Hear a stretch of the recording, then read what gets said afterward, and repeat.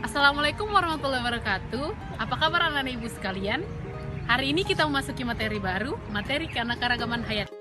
Keanekaragaman hayati atau biodiversity merupakan kumpulan organisme yang memiliki beragam sifat, bentuk, baik di komunitas biotik dan abiotik.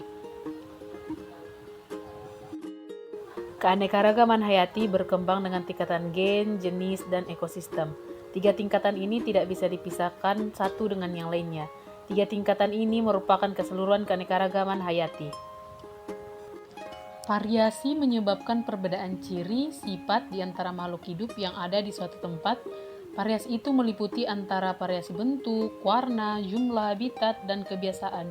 Jadi yang dimaksud dengan keanekaragaman hayati adalah keanekaragaman semua spesies tumbuhan, hewan, serta proses-proses ekosistem dan ekologis yang ada di suatu tempat. Itu dinamakan dengan keanekaragaman hayati. Keanekaragaman hayati ada di bumi dapat dibedakan menjadi tiga tingkatan, yaitu keanekaragaman tingkat gen, spesies, dan ekosistem. Adanya keanekaragaman pada tingkat gen menyebabkan terjadinya variasi individu dalam satu spesies, baik dalam hal bentuk, sifat, warna, ataupun hal lainnya. Sementara itu, keanekaragaman tingkat spesies akan menimbulkan keanekaragaman di tingkat takson yang lebih tinggi, misalnya di tingkat genus. Banyaknya variasi dan keanekaragaman spesies akan menyusun ekosistem berbeda pula.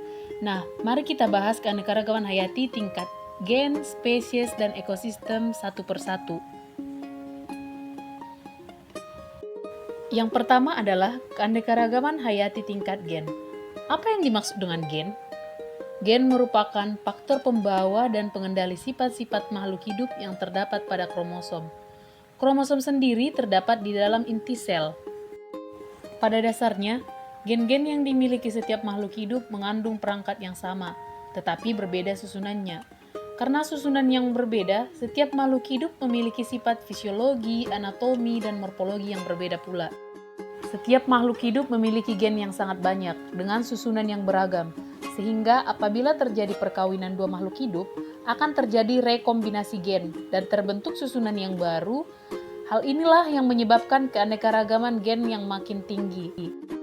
Makin banyak jenis gen yang terdapat pada satu spesies, maka makin banyak pula spesies yang ada. Nah, contoh keanekaragaman tingkat gen yang dapat kita temui adalah jengger pada ayam.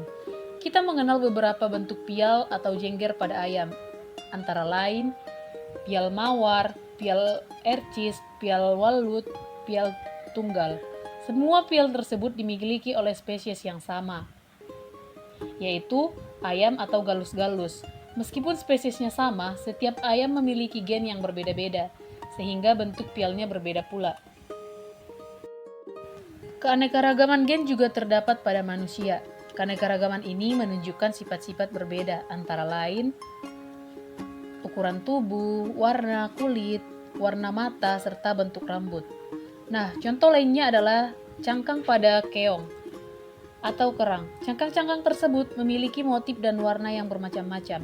Hal ini juga yang menunjukkan adanya keanekaragaman pada tingkat gen. Motif dan bentuk cangkang, kerang, atau keong merupakan sifat yang nampak dari luar atau fenotip. Fenotip suatu jenis makhluk hidup juga ditentukan faktor lingkungan. Oleh karena itu, dua makhluk hidup yang memiliki susunan gen yang sama belum tentu memiliki fenotip yang sama pula.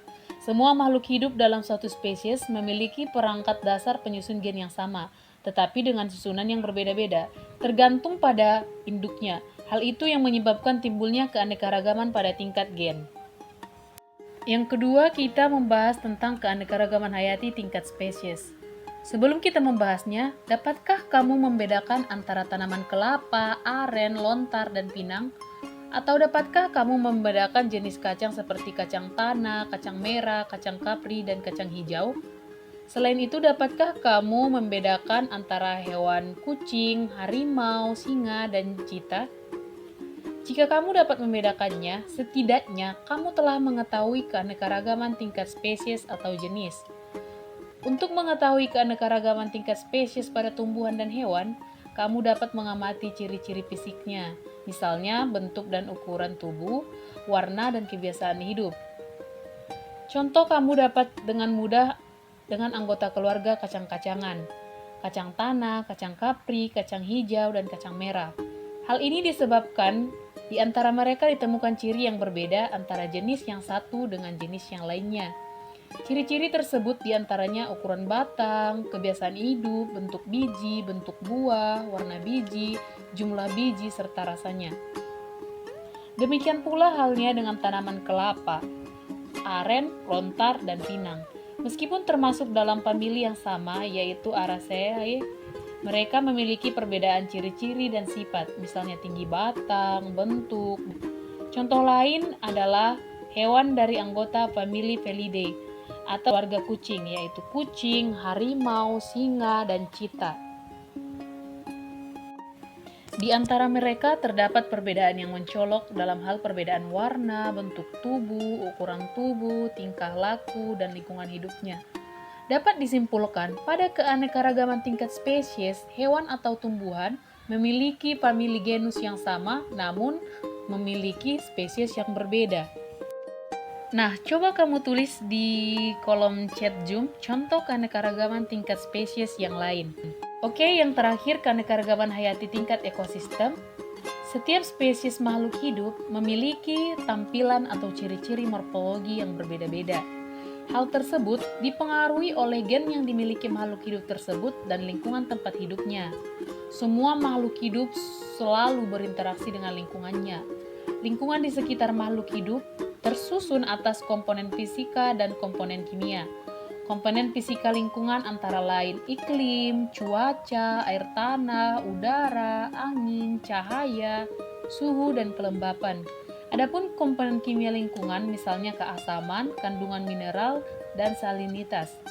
Komponen fisika dan komponen kimia lingkungan disebut komponen abiotik, sedangkan makhluk hidup yang tinggal di suatu lingkungan disebut komponen abiotik. Interaksi antar komponen biotik dan komponen abiotik akan membentuk suatu ekosistem.